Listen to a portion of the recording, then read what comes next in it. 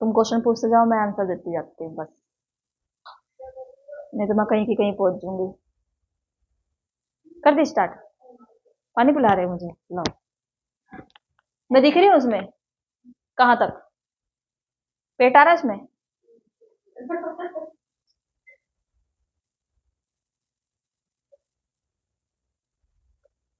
एक बात बताओ तो, मैं जिस दिन ये वीडियो हो जाएंगी ना, क्या कहते हैं, मतलब अभी बाहर, मतलब लिंक वगैरह शेयर नहीं किए, किसी मतलब मेरे अपने ने देख लेना तो भी, हाँ वो भी इतना मजाक करती है। मैं नहीं करती मजाक, मजाक नहीं करती मैं बस। हम्म। जी इतना मजाक करती है। ये हंसती भी है। ये हंसती भी है। शांत बैठे रहती हूँ अपने कमरे में। हाँ बोलो, पूछो, क्वेश्चन पूछो, मैं आंसर दूंगी।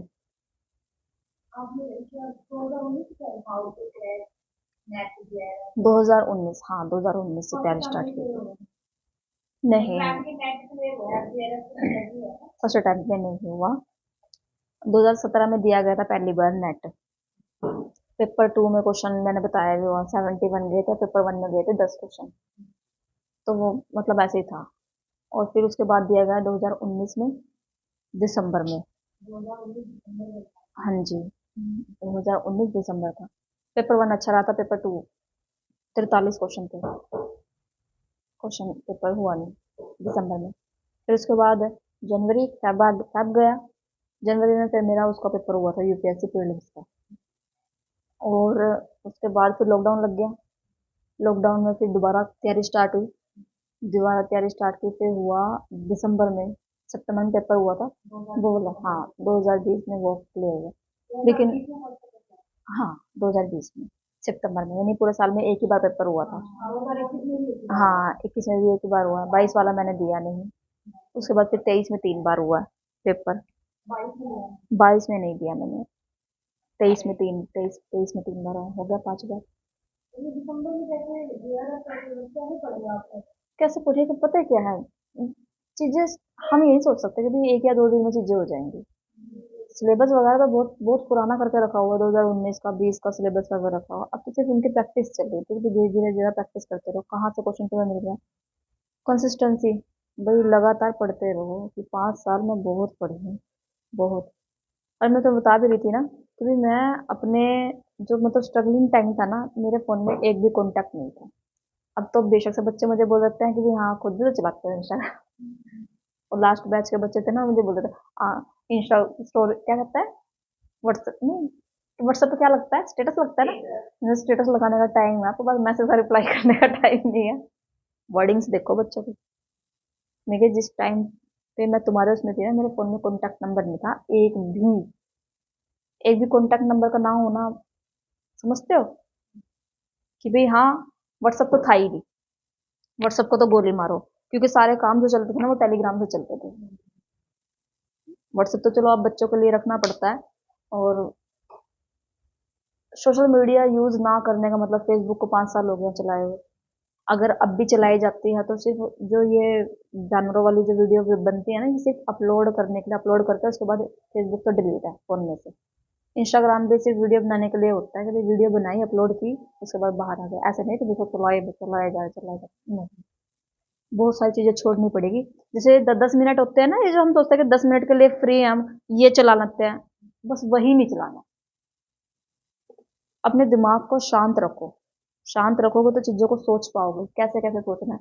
2019 में मैंने अपने कमरे में वो पेस्टिंग वगैरह करनी स्टार्ट की थी, अगर एक आधी वीडियो में तुमने ध्यान भी दिया हो ना, मेरी दीवारों पे कागज लगे हुए हैं। किसी की हिम्मत नहीं है वो उतारने की, किसी की भी नहीं, चाहे कोई भी हो। परमिशन है ही नहीं है, किसी को परमिशन ही नहीं है कि तुम कमरे में जाओ। क्या जाओ, क्या करने जाओगे इतने ऊपर, तुम 3 मंजिल है, उतारने नहीं देते। मतलब हाँ, मतलब वही वही चीजें हैं, बस उन्हीं को घुमा फिरा के दोबारा दोबारा दोबारा दोबारा दोबारा करते जाओ, करते जाओ, पढ़ते जाओ, पढ़ते जाओ। वो मेरा टाइम था कि भाई हाँ, वो उस टाइम पे नहीं मिला। मुझे 2021 में जेआरएफ चाहिए था, नहीं मिला। अगर उस टाइम मिल गया होता तो मैं पीएचडी में चली गई होती। नहीं मिला तो चीजें जो है टर्न कर गई, इधर सेंटर स्टार्ट हो गया, उधर एनजीओ स्टार्ट हो गई। अब पीएचडी में क्या करने जाऊं, मन तो यहाँ लग गया। तो कहते रहिए मन लगा हूर से, हूर नहीं गधी से, तो हूर क्या चीज है। अब तो वो चीज हो गई, तो पीएचडी में क्या करने जाऊं।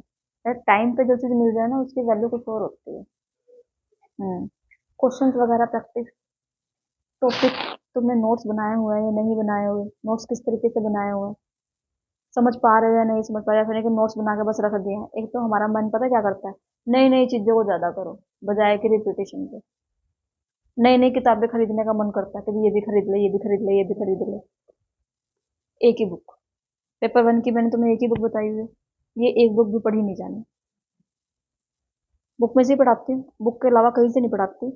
बुक में से ही कॉन्सेप्ट निकाले हुए हैं, उसी में नए कॉन्सेप्ट अगर आ रहे तो उसमें अपना स्टेपलर करके वहीं पर लगा दिए। मैं खुद एक ही बुक पढ़ती हूँ। अगर मुझे लगता है अब आके मैंने मतलब जब बच्चों को पढ़ाती हूँ तब आके मैंने दूसरी बुक्स ली हैं कि भाई हाँ कुछ उसमें अदर से कंटेंट दिया हुआ तो वो मैं इसमें लिख लूँ। लिखते अभी भी इसमें ही हूँ। मैं देखी भी होगी पीवाईक्यूज की बुक में, उसमें स्टेपलर करके लगाए हुए हैं देखो। और जैसे ये करना है ना, ये तुम्हें भी करने हैं ये, भाई वहीं की वहीं, जो तुम्हें याद है वो ठीक है, जो याद नहीं है उनके अपने नोट्स वहीं की वहीं बुक में लगाओ। क्योंकि जब लास्ट टाइम पे आप पढ़ोगे ना पेपर वन मई में, तो आप ये पढ़ोगे,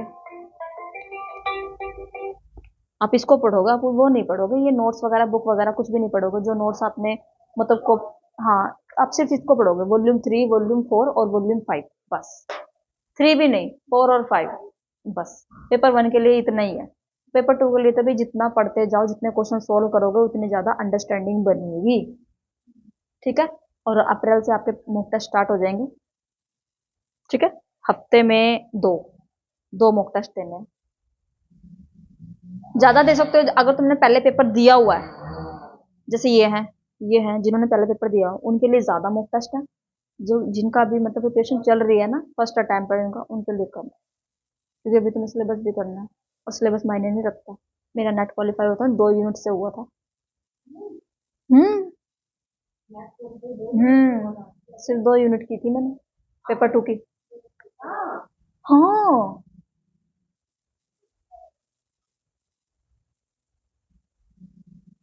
और यहाँ सारे सिलेबस के पीछे भागते रहते हैं, है ना। वो गुड़िया आई हुई थी जो मैरिड है, जो जब बच्चा आता है ना हिंदी मीडियम वाला बच्चा, तो मैं उसको यही बोलते कि भाई इंग्लिश मीडियम लो, बाकी मैं हूँ। वो छन छन छन। हाँ, मैं सबको ही बोलती हूँ, मैं क्या इंग्लिश मीडियम लो, मैं हूँ। पर उनको विश्वास नहीं होता। अब जब चीजें आगे बढ़ती है ना धीरे धीरे धीरे धीरे, उनको इंग्लिश आनी समझ में आ जाती है, समझ आनी शुरू हो जाती है। और फिर वो बाद में कहते हैं कि मैम ये हमें हिंदी नहीं पल्ले पड़ रही है।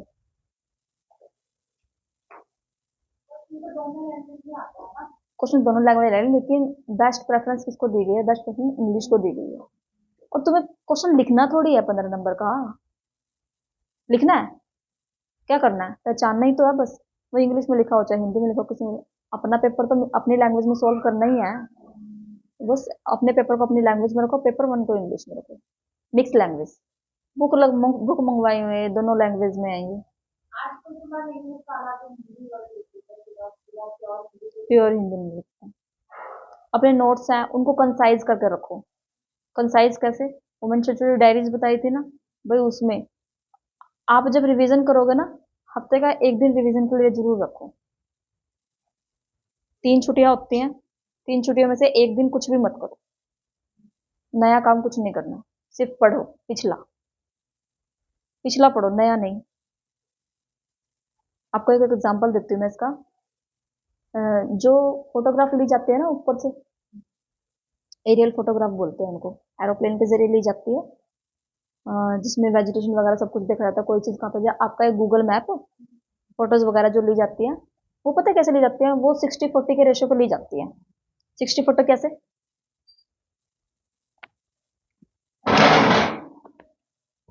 60 का रेशो और 40 का रेशो। जो नेक्स्ट फोटो जाएगी ना, उसमें जो पिछला जो है, यानी पिछली फोटो का 60% रहेगा और नया जो है 40%। ठीक है। जैसे एरोप्लेन है ना, वो एरोप्लेन ऐसे सीधा चलता रहता है, ऐसे, उसकी डायरेक्शन तो यही है एरोप्लेन की, भाई उसको एक डायरेक्शन दे दिया तो आपको उसी डायरेक्शन में जाना है, एरोप्लेन ऐसे जाएगा। फोटो लेता चलता है वो, एक फोटो ली, फिर दूसरी ली, तीसरी ली, चौथी ली, पांचवी ली, छठी ली, सातवीं ली, फोटो लेता चला, टाइम से सेलेक्ट रहता है कि इतने सेकंड में इसने फोटो लेनी है, ठीक है। उसमें से क्या होता है, ये हमारा 100% हो गया, एक फोटो का 100% हो गया। दूसरी फोटो जो ली जाएगी ना वो इस तरीके से ली जाएगी कि 60 पिछला, 40 अगला, उससे नेक्स्ट फोटो जो आएगी इसका 60 और फिर अगला 40। इसका मतलब क्या है, नहीं समझ में आया? कि जब हम फोटोज को मैच करते हैं ना, फोटोज लाखों रुपए के आते हैं, वो एक फोटो हमारे लिए नहीं होती, वो बहुत बड़े लेवल पे यूज होती है वो फोटो जो है ना, हम मैच कैसे करेंगे कि भाई किस एरिया का है ये, जैसे कि इस एरिया से लेके और इस एरिया तक कम से कम 150 फोटो खींची उसने। अब 150 फोटो को आप मैच कैसे करोगे, जब आपने एक फोटो यहां से ली, दूसरी फोटो यहां से ली, मैच कैसे करोगे उसको कि कौन से एरिया की है? तो वो पीछे वाला क्यों ली जाती है कि भाई हाँ 60% पीछे ले लिया जाएगा, तो उस फोटो को जब हम मर्ज करेंगे तो हमें पता लग जाता है कि भाई हाँ ये फोटो का नेक्स्ट पार्ट है, तभी उस पर नंबरिंग वगैरह लिखी जाती है उसके बाद की। ठीक है, कि पीछे वाला ज्यादा करो बजाय कि आगे वाला करो। आगे कितना जा रहा है, 60 भी ले सकते थे वो, यानी कि एक फोटो जो है ना, एक नेक्स्ट फोटो जाएगी, उसमें नया पार्ट कितना रहता है, सिर्फ 40%, पुराना कितना रहता है, 60%। समझ में आया कुछ? पीछे वाली चीजों को बार बार बार बार बार बार, यानी कि चीजें जब तक आपका माइंड में फिट नहीं हो जाती है ना, क्योंकि जब मॉक टेस्ट करोगे ना पेपर 1 के, बहुत पजल होगा। अप्रैल में अप्रैल में से वो चीजें होंगी जो पेपर में आनी आनी है, जैसे कि एक्सेल, जैसे कि नंबर सिस्टम, जैसे कि रिसर्च, रिसर्च अप्रैल में जाएगी, और जैसे कि आपको ये डीआई, जैसे मैथ, और बस टीचिंग वगैरह नहीं करवाई, हाँ टीचिंग वगैरह नहीं करवाई जाएगी आपको उसमें। एक रिसर्च छोड़ी हुई है मैंने, रिसर्च के बाद आपका नंबर सिस्टम, आईसीटी, आईसीटी इसका 2 टॉपिक तो इसके ही है, और क्या है, और क्या है, डीआई हो गया, मैथ हो गया ना ना, हायर एजुकेशन पे होगा तो रिवीजन चलेगी बस, बीच बीच में एक एक दिन दे दूंगी मैं, रिवाइज कर लो भाई इसको, मैं अगले दिन टेस्ट ले लूंगी आपको, क्वेश्चन सॉल्विंग चलते रहेंगे आपके क्वेश्चन, भाई डेली के 60 क्वेश्चन सॉल्व करो बुक में से, पेपर 1 के 30, पेपर 2 के 30, लिख लो इस चीज को तो भाई, डेली के 60 क्वेश्चन, 30 क्वेश्चन पेपर 1 के और 30 क्वेश्चन पेपर 2 के, जो भी टॉपिक आपने तैयार किया है उसको करो।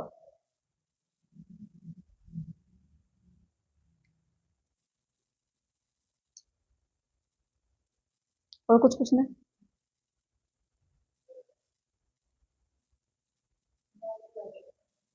डर क्यों लग रहा है, डरो मत भाई, ईयर्स कुछ नहीं, रिपीटिशन है ईयर्स, जितनी रिपीटिशन होगी उतने ईयर्स याद हो जाएंगे।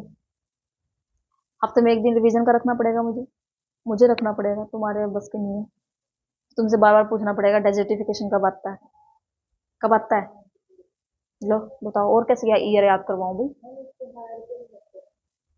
हायर के नहीं होते, देख लो, देख लो, वर्धा कमीशन कब आया था, मारो, 1937, राधा कृष्ण कब आया था, 48, 48, सीक्वेंस में याद रखो, इसके बाद ये आया था, इसके बाद ये आया था, इसके बाद ये आया था, पहले प्री वाले उसके बाद पोस्ट वाले, क्वेश्चन क्वेश्चन सोल्व किए हो हायर एजुकेशन के पीछे से, फिर क्यों भूल जाते हो?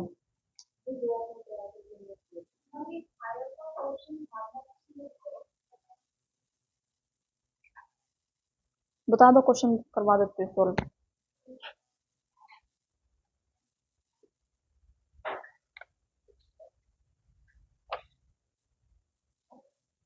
कितने कितने क्वेश्चन हुए थे उसके हायर के, देख लिया, दुर्गाबाई देशमुख कमेटी आएगा इसमें, 134 का, वुमेन्स के ऊपर सबसे पहले जो बनी थी ना वो यही बनी थी, और इसके ऊपर क्वेश्चन आया हुआ इस पर, वही तो,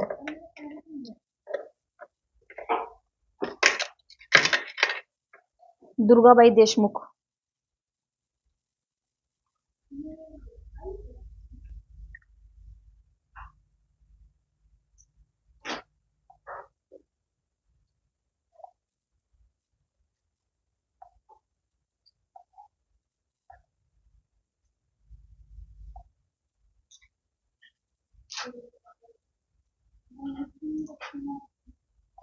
मैंने लिखवाई ही नहीं है, लिखोगे कहाँ से? मेरे फोन की स्क्रीन टूट गई।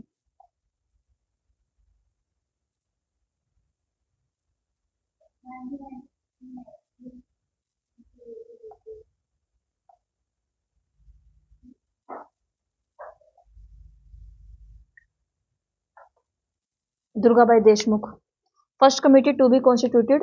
अच्छा, कॉन्स्टिट्यूटेड का मतलब क्या है? जो हमारे संविधान में लिखी हुई है। प्रोवाइड फॉर द, कहाँ गया? After independent by the government of India on women education was Durgabai Deshmukh. Question पूछा हुआ है इसका, वॉल्यूम 3 में, पता नहीं वॉल्यूम 4 में है इसका।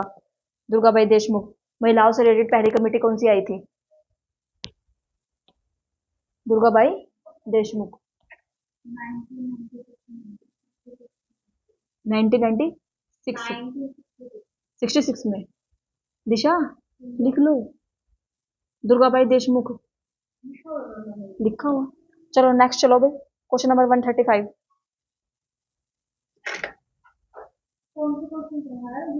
हम्म, क्यों?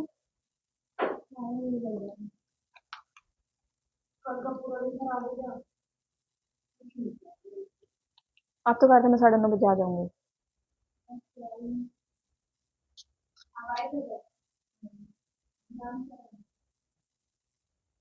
मैडम को नहीं ला सकता कोई, बाढ़ में जाओ, जिनने जो करना है करो, मैडम को मत छेड़ो।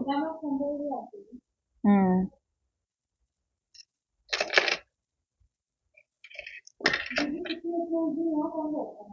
कहाँ पर? मैं मैं और चीकू, हम दोनों रहते हैं। बस फर्क इतना होता है कि जब छुट्टी नहीं होती वर्किंग डे तो चीकू उसके पीछे रहता है, और जब छुट्टी होती है तो चीकू पूरे सेंटर पे घूमता है। सबकी छुट्टी होती है, कोई नहीं आता। कल तो आए हुए थे, कल छुट्टी थोड़ी की हुई थी उन्होंने, आए हुए थे कल तो। मैं कहा ना सर, क्या करने आए हो तुम सब यहाँ?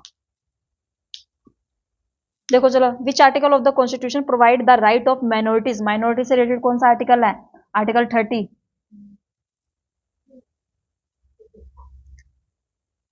नेक्स्ट देखो, NCMI, national commission for minorities education institution.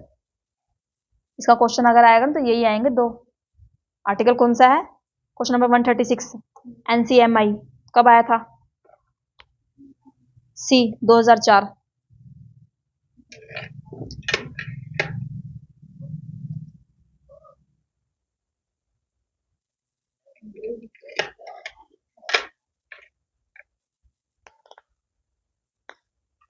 Question number 137 दिखा? ये नहीं, ये लिखवाया नहीं हुआ, ये बुक में से ही करना है आपको, और बुक में भी नहीं है ये। Which of the following is specialised agency of UN to deal with copyright and other intellectual property right. Copyright और प्रॉपर्टी राइट से रिलेटेड किसको बनाया गया है? वीपो, VIPO, वीपो। मुझे भी नहीं पता, है नहीं है, ये सिलेबस में नहीं है। सर्च आउट करके थोड़ा सा लिख लेना, वीपो कब आया था। और नेक्स्ट देखो, सेंट्रल यूनिवर्सिटी इन 2013 में कौन सी सेंट्रल यूनिवर्सिटी बनाई गई थी? हमें क्या पता। 138। नालंदा, नालंदा को 2013 में सेंट्रल यूनिवर्सिटी का स्टेटस दे दिया गया था। क्वेश्चन ये है ये। अब दूसरा क्वेश्चन पता है क्या है? पंजाब यूनिवर्सिटी कब बनी थी? इंदिरा गांधी कब बनी थी? Indira Gandhi national tribal university. हाँ, इग्नू नहीं है ये, ट्राइबल के लिए। पंजाब यूनिवर्सिटी का भाई देख के लिखना, मैंने लिखवाया हुआ है पंजाब यूनिवर्सिटी कब आई थी। अच्छा, ये भी देख लेना, उस्मानिया यूनिवर्सिटी कब आई थी, Indira Gandhi national tribal university. ठीक है, इनका लिख लेना इसके बारे में ही। नहीं है, उसमें नहीं है, उसमें पंजाब का होगा, 8082 है शायद, है ना। नेक्स्ट देखो, राष्ट्रीय संस्कृत विद्यापीठ इज लोकेटेड कहाँ पे है? तिरुपति। अच्छा, क्या है ये? डीम टू बी यूनिवर्सिटी, लिख लो इस पे, deem to be university.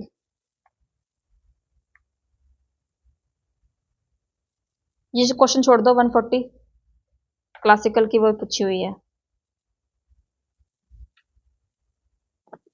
Question number 142,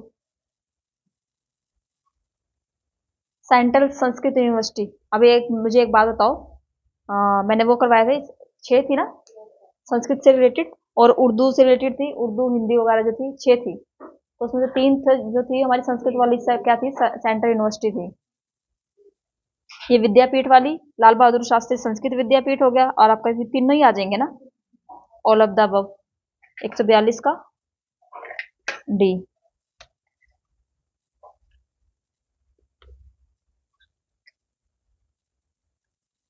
ये छोड़ दो अभी, 143 44 भी छोड़ दो अभी। ओरिएंटल एजुकेशन, ये क्वेश्चन पेपर में आया हुआ अभी, एग्जैक्ट असेशन और रीजन में, इंपोर्टेंट डाल दो इस पे, वॉल्यूम 4 में ही है शायद, ये वाला नहीं, ये वाला 144 145 देख लिया मैंने, कोई एडवांस स्टडी देखा होगा। 145 पेपर में आया हुआ है ये।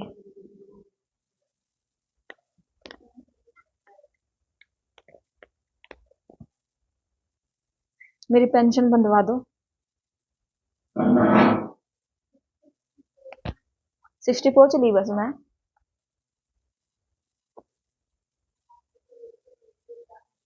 वो तो मैं मेकअप कर लेती हूँ ना, तो लगती नहीं है 60 एज मेरी।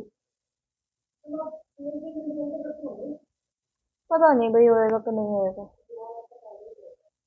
ये रखो, फायदा है ना, मेरे बैनर पर लिखने के लिए मिल गया मुझे।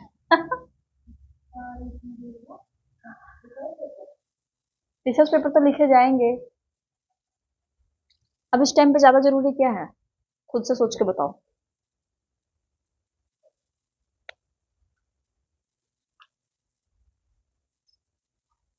न्यूली मैरिड की है, तो हम अपने बारे में ज्यादा सोचते हैं, बच्चे हो चुके हैं, अब बताओ,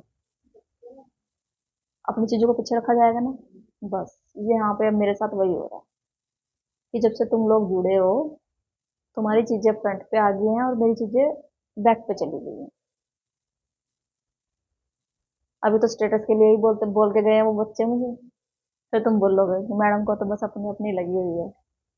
थोड़ा सा देखना पड़ता है, और अगर मैं कोई भी चीज स्टार्ट करती हूँ तो उसमें टाइम देना पड़ेगा कि नहीं देना पड़ेगा, या वो मेरे रिश्तेदार हैं, रिश्तेदार रख लेंगे मुझे, तुम्हें रख लेंगे।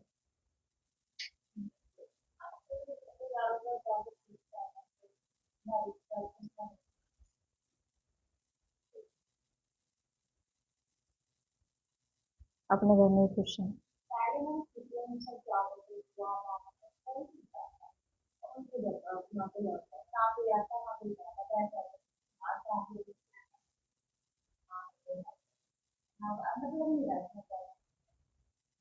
ठीक है ना भाई, नॉर्मल रहना चाहिए।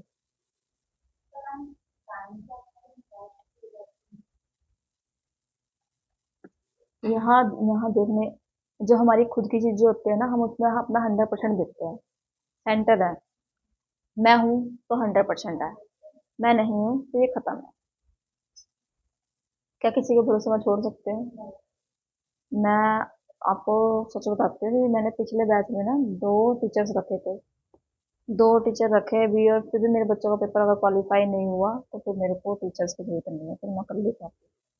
टाइम वो भी तो गया है कि मैं अकेली, हाँ मैं ये लास्ट बैच में ही रखे थे, उससे पहले तो मैं अकेले ही पढ़ा रही थी। ये जितने बच्चों की फोटो लगी हुई है मेरे, जो मैंने करवाए हैं उनकी लगी हुई है, लास्ट बैच की तो किसी की लगी नहीं बेचारे थे, उनकी तो पेपर ही रह गया उनका तो बेचारा। लास्ट बैच में पेपर दिया था, 24 बच्चों ने पेपर दिया था। अब की बार देखते हैं, अब की बार टोटल अब तक 27 है, कितने देंगे, देने हैं कितने बचे हैं, 1 2 3 4 5, बाकी के 22 हवा में लटक रहे हैं, फिर कहेंगे पेपर नहीं होता।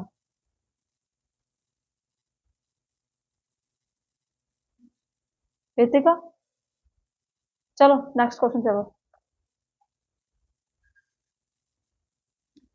Oriental education become important to involve a method by which our ancient knowledge and system can be maintained, revived and preserved.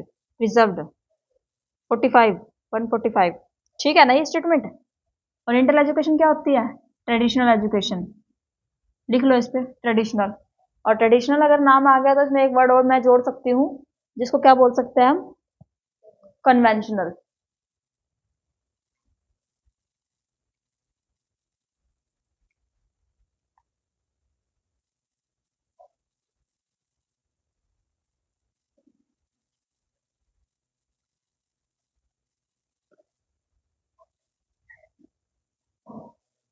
ठीक है। नेक्स्ट क्या कहता है, the term orient mostly refer to eastern culture where the parents indigenous place of worship and local pathshala play a important role. ठीक तो है, question आया हुआ है पेपर में। नेक्स्ट चलो 146।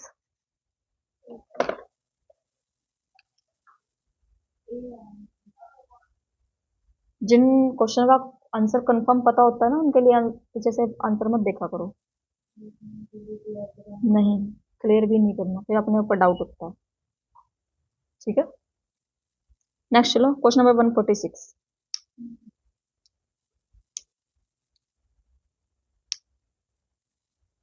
अरे इंपॉर्टेंट है भी ये क्वेश्चन, 146 पेपर में आया हुआ है एग्जैक्ट।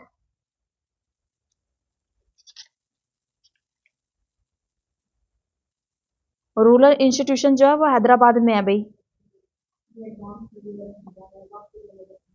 एडवांस वाला कहाँ है, शिमला में। ठीक है। और आईसीपीआर यानी कि फिलोसफी से रिलेटेड जो है वो आपका है न्यू दिल्ली में। हाँ जी। और हिस्टोरिकल जो है वो बेंगलुरु में है।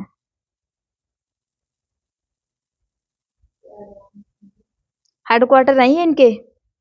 और मोस्ट इंपोर्टेंट है भाई,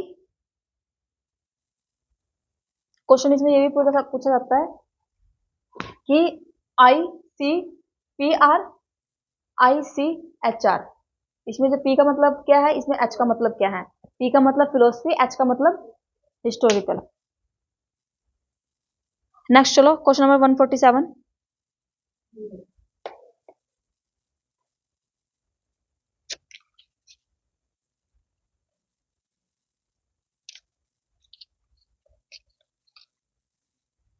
सी कैसे पता चला, नैक नैक किसके लिए है, एक्रीडेशन के लिए है। सी का 1 हो जाएगा। ठीक है। और ये NIEPAI प्लानिंग एंड मैनेजमेंट, ये न्यूपा है ना। नेक्स्ट होता है ICSSR, ये सोशल साइंस से रिलेटेड है। इंपॉर्टेंट है ये चारों भी, लगा लो इन पे इंपॉर्टेंट का निशान। नेक्स्ट देखो question number, open learning.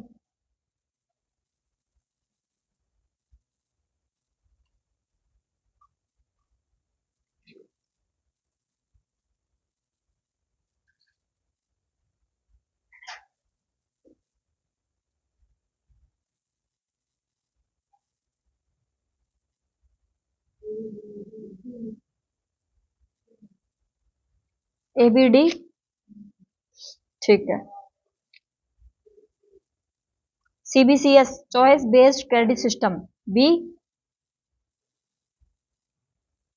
Next, CBCS provide an opportunity for student to choose course.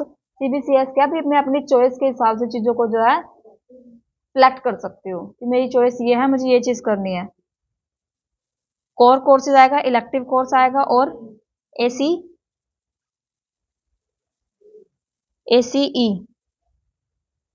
Core courses आएंगे इसके अंदर, इलेक्टिव आएंगे, और एबिलिटी एनहांसमेंट कोर्सेज आएंगे।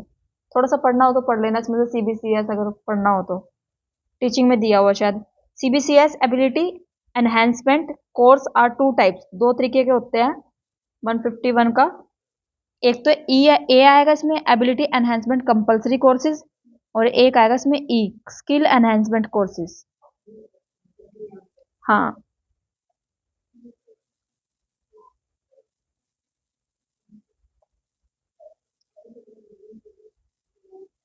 फंडिंग,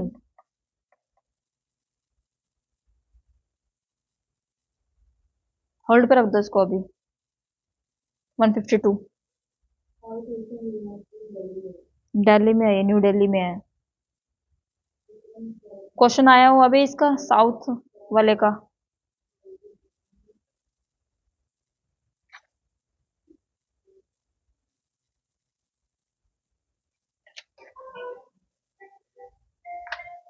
आज इनका खाना नहीं पच रहा किसी का भी।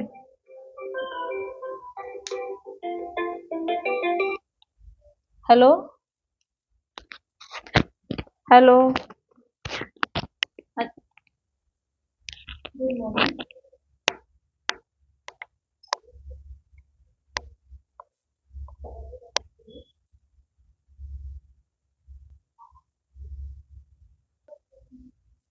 हम किसी को एकदम पढ़ाई करता है student को कहाँ पे because the following council has been disbanded in 2000 but it will be adding issue distance education council NCT is the live or not मुझे कहता है बता के 90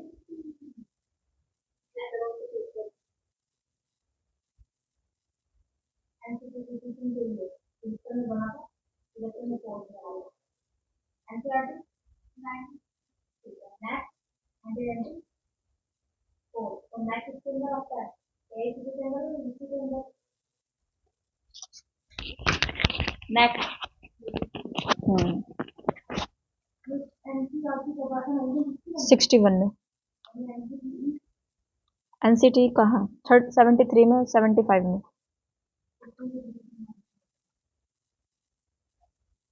ये सर्च आउट करना पड़ेगा आपको। कौन सा डिस्ट्रिक्ट क्वेश्चन इंपॉर्टेंट है अभी। डिसबैंड कौन सा हमारा कौन सा क्या DEC A centre for cellular molecular biology is located in, मुझे क्या पता, 156 Hyderabad. Which of the following regulatory bodies does not enjoy statutory status as a professional body?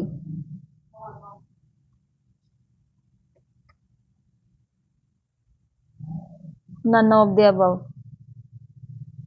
because the regulatory body does not enjoy कौन से national importance में आते हैं ये। MCI ये medical council of India, AIIMS आती है इसके अंदर, लॉ डिपार्टमेंट आता है, और ये टेक्निकल का होगा, तो तीनों ही हैं। चार मतलब आंसर हमारा डी है।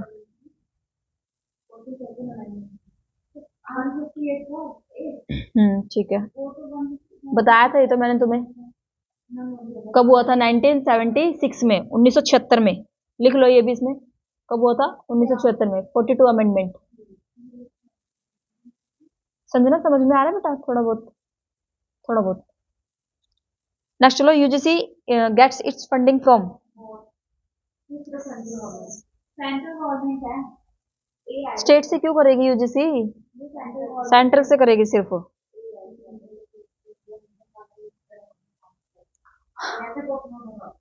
विश्व भारती एक अकेली यूनिवर्सिटी है इंडिया की जिसका जो चांसलर है ना वो प्राइम मिनिस्टर है। बाकी सबका प्राइम मिनिस्टर प्रेसिडेंट होता है। चांसलर कल तो बताया था, पूरे इंडिया में एक ही यूनिवर्सिटी ऐसी है, विश्व भारती, जिसका पीएम मोदी नहीं, पीएम होता है, मतलब जो भी होगा उस टाइम पे। हाँ एक ही यूनिवर्सिटी। क्वेश्चन पूछा हुआ है इसका, विश्व भारती का। इंपॉर्टेंट लगा लो इस पे 160 पे।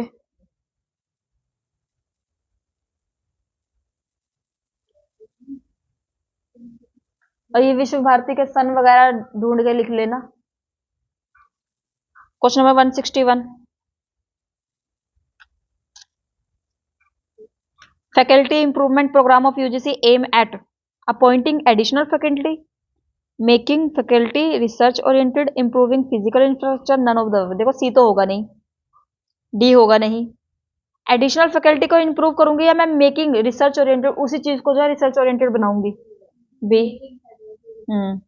सबसे पहले ना एलिमिनेट किया करो कि किसको एलिमिनेट कर सकती हूँ मैं। दो ऑप्शन एलिमिनेट कर दे, दो रह गए, दो में से बेस्ट कौन सा है? नेक्स्ट चलो, महात्मा गांधी अंतरराष्ट्रीय हिंदी विश्वविद्यालय 162 वर्धा। वाधवा, रुक जाओ करिश्मा, क्या बोला है आपने? 162 वर्धा कब आया था? ठीक है। अंतरराष्ट्रीय हिंदी विश्वविद्यालय। नेक्स्ट देखो, केब की स्थापना कब हुई थी?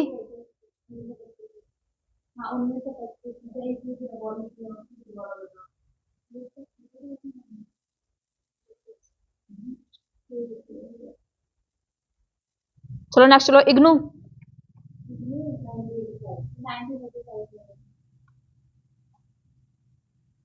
नेक्स्ट चलो,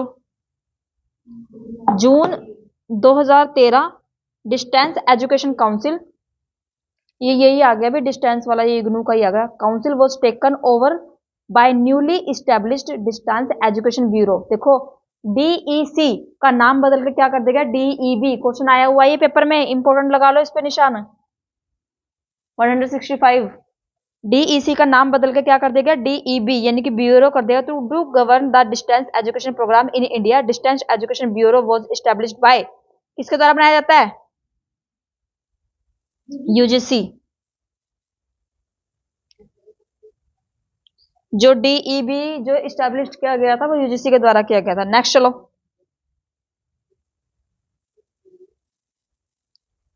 there was conflict of interest between UGC and IGNOU according to court order. देखो ये कोर्ट जो आया है ना, इसको बोलते हैं सीनेट। क्या बोलते हैं, सीनेट। जब किसी दो अथॉरिटी के बीच में कंप्लीट हो जाते हैं एजुकेशन लाइन में, तो उसको हम सीनेट बोलते हैं। जो कोर्ट होती है ना, जो उनका फैसला करवाती है। जैसे यूनिवर्सिटी में कोई भी हो गया, कुछ भी पंगा हो गया, तो कोर्ट थोड़ी जाएंगे, यूनिवर्सिटी के कोर्ट में जाएंगे, उसको बोलते हैं सीनेट, SENATE। लिख लो इसको, सीनेट को अंडरलाइन करके। According to court order, IGNOU can not guide other university for running their open and distance learning course through it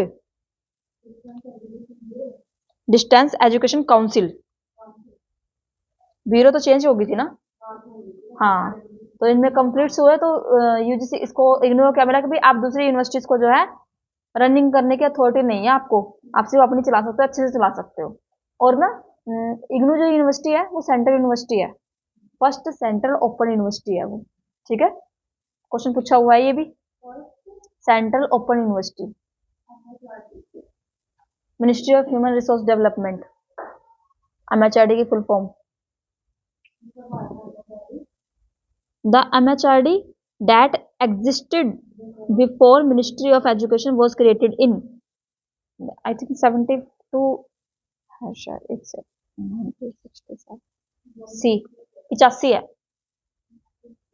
85 से पहले जो हमारा MHRD है उसको मिनिस्ट्री ऑफ एजुकेशन के नाम से जाना जाता है। क्वेश्चन देखो सब कैसे आएगा, आएगा पक्का आना ही है। क्वेश्चन इसका पूछेंगे कि भाई वो कौन सा एजुकेशन सिस्टम है जिसको 1985 से पहले उसी नाम से जाना जाता था, जिसको आज उसी नाम से जाना जाता है। वर्डिंग समझे, नहीं समझे? हाँ तो सेम हुआ ना, थोड़ा सा घुमाएंगे तो सही, कि आज ही दे देंगे तुम्हें, लो खा लो। ठीक है, वो कौन सा सिस्टम था, एजुकेशन सिस्टम था जिसको 1985 से पहले उसी नाम से जाना जाता था जिस नाम से आज जाना जाता है। यानी कि 2020 की जो पॉलिसी बनी है ना, उसमें उसका नाम दोबारा से वही कर देगा जो पुराना नाम था, 1985 से पहले। मरो, मिनिस्ट्री ऑफ एजुकेशन अब भी वही है, मिनिस्ट्री ऑफ एजुकेशन, और 1985 से पहले भी वही था। 1985 में इसका नाम चेंज कर दिया गया था, इसको MHRD के अंदर डाल दिया गया था। अब अलग से डिपार्टमेंट बन चुका है, मिनिस्ट्री ऑफ एजुकेशन। पहले क्या था, मिनिस्ट्री ऑफ एजुकेशन, उसके बाद 85 में नाम चेंज हुआ, क्या कर दिया, MHRD में डाल दिया, ministry of human resource development में, उसके अंदर ही एजुकेशन का। अब क्या कर दिया 2020 में, अलग से सेक्शन बना दिया इसका, लोग अलग से जाओ। एक तो तुम्हें क्या कहते हैं भेड़ चाल की तरह एक ही कमरे में रख दिया सबको, और एक में अलग सेपरेट से रूम दे दिया, इंपॉर्टेंस मिल गई ना। चलो नेक्स्ट चलो, question number 168, personality was the first chairman of UGC.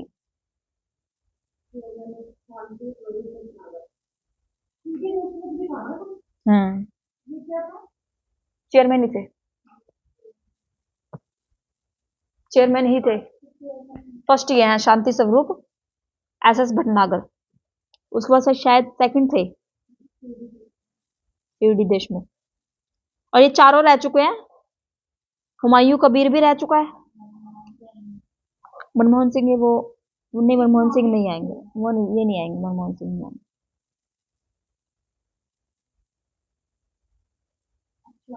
ये सीधी देखने का पता है जब ये 1956 के बाद सैकड़ों बॉडी बन गया था। तब तक 1953 से 1955 तक ये शांति स्वरूप में भागा रहा है। फिर 1956 में जब सैकड़ों बॉडी बना फिर सीधे देखना। चलो छोड़ दो इनको, इतने इतने पे ही। मेरा तो दिमाग काम करना बंद कर दिया। 15 क्वेश्चन तो मैं ही सोल्व करा देती, 15 तुम्हें घर से सोल्व करने होते हैं, उसी में तुम्हें मौत पड़ जाती है, हमसे नहीं होता। रितिका, रितिका, क्या हाँ जी, क्या हाँ जी।